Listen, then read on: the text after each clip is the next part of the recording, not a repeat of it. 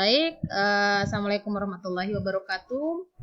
Untuk video kali ini, Ibu akan khusus membicarakan tentang interaksi antar molekul yang lain, yaitu ikatan hidrogen.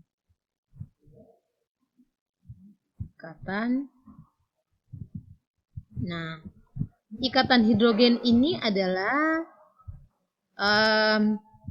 interaksi yang terjadi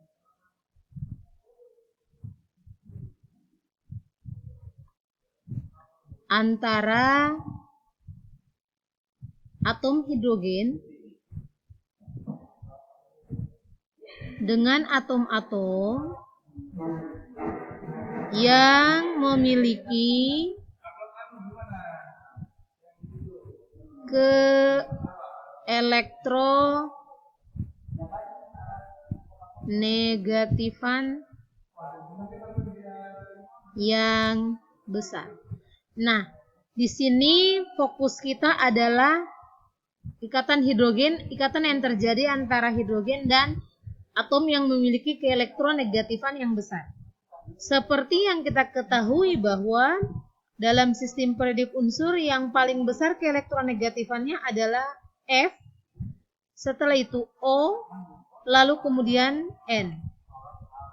Jadi ikatan hidrogen ini hanya terjadi pada atom hidrogen yang berinteraksi dengan F, O, N.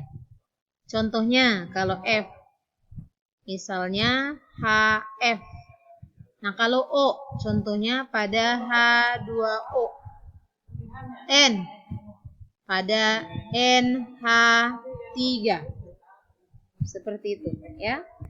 Oke, baik. Nah, Ibu gambarkan ya, di sini Ibu gambarkan sebentar.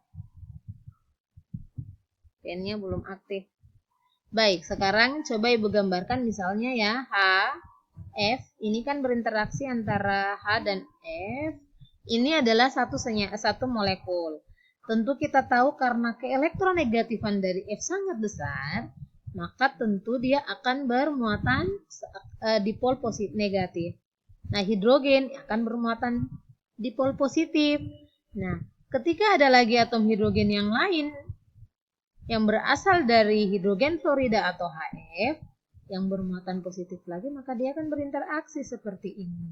Nah, seperti ini modelnya ya. Terus ada lagi hidrogen sini, ada juga F seperti ini ya, begini. Nah, interaksinya seperti apa? Interaksinya seperti ini berikatan dengan ini. Misalnya ada lagi HF di sini, misalnya ya. Nah, ini lagi ada interaksinya. Nah, maka ini yang dikenal dengan ikatan hidrogen. Nah, misalkan Ibu mau gambarkan juga molekul H2O. Nah, O, kemudian di sini H misalnya ya. Nah, ada dua pasangan elektron bebas dari O, maka dia akan bermuatan negatif, lalu ini positif, seperti itu ya. Nah, terus ada lagi molekul hidrogen yang lain. Begini ya. Nah, maka akan terjadi interaksi antara atom oksigen pada molekul yang satu dengan atom hidrogen pada molekul yang lain. Nah, ini juga dikenal dengan ikatan hidrogen. Baik, sekarang mari kita lihat grafik periode versus titik didih.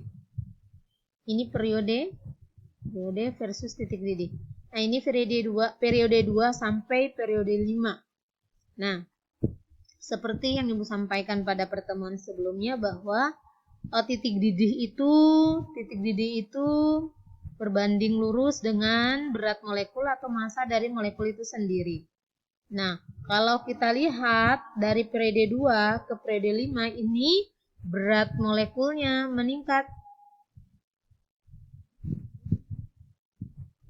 Maka harusnya grafiknya itu sama seperti pada golongan 4 ini, yaitu grafiknya akan naik secara ya cenderung untuk naik dari CH4 ke SCH4, kemudian GH4 dan SNH4. Tetapi fakta tidak seperti itu. Nah, ternyata faktanya di sini bahwa ada pengecualian terhadap beberapa molekul atau senyawa-senyawa tertentu, yaitu NH3, HF, dan H2O. Nah, jika dituliskan secara teori, maka harusnya ini pH3 di sini. Berarti NH3 tuh harusnya di sini. Nah, NH3 tuh di sini. Nah, H2O ada di mana? H2O itu harusnya ada di sini. Nah, di sini nih H2O. Ini secara teori ya, bahwa titik didih berbanding lurus dengan berat molekul ya. Nah, untuk HF-nya ini kurang lebih ada di sini. Nah, seperti itu. Ini teori. Tapi fakta bahwa ternyata H2O itu punya suhu titik didih 100 derajat Celcius. Seperti itu. Nah, sementara HF juga di atas 0 dan NH3 meskipun di bawah 0 tetapi tidak sekecil teorinya. Nah, ternyata ini ketiga senyawa ini, ketiga molekul ini atau ketiga zat ini ada interaksi yang disebut dengan ikatan hidrogen. Nah, jadi ternyata karena ikatan hidrogen ini terjadi pada antara atom hidrogen dengan atom-atom yang memiliki keelektronegatifan yang kuat, yaitu F, O, dan N, maka ikatan hidrogen ini interaksinya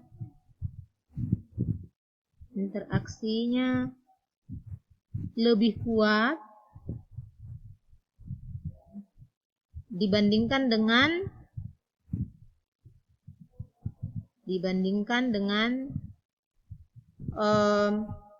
gaya dipol.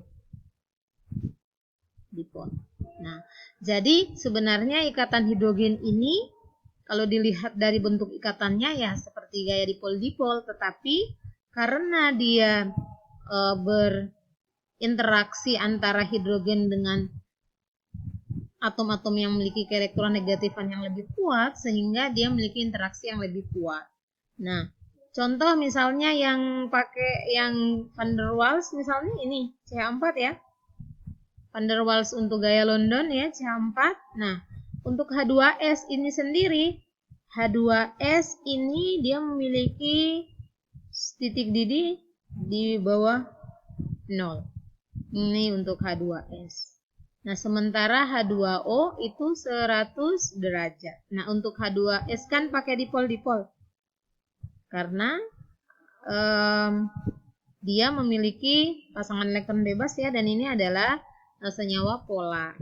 Nah, seperti itu penjelasan tentang ikatan hidrogen. Prinsipnya bahwa ikatan hidrogen itu adalah ikatan yang terjadi antara atom hidrogen dengan atom-atom yang memiliki keelektronegatifan yang besar, yaitu F, O, dan N. Nah, apakah hanya ada pada HF, H2O, dan NH3 saja? Nah, silahkan kamu cari literaturnya.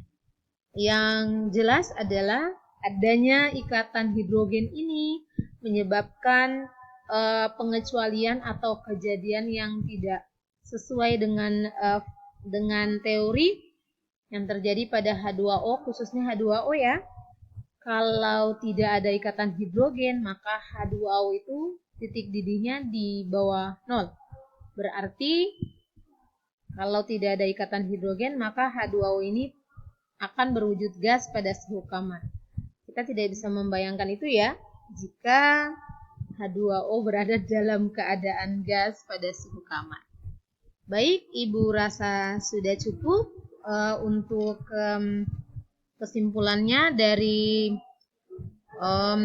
video sebelumnya, bahwa interaksi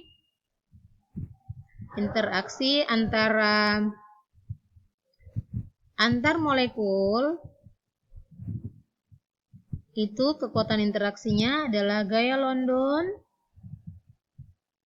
yang paling lemah, lebih kecil kekuatan interaksinya dibandingkan dengan gaya dipol-dipol,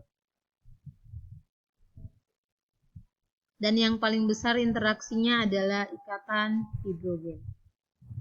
Ikatan hidrogen.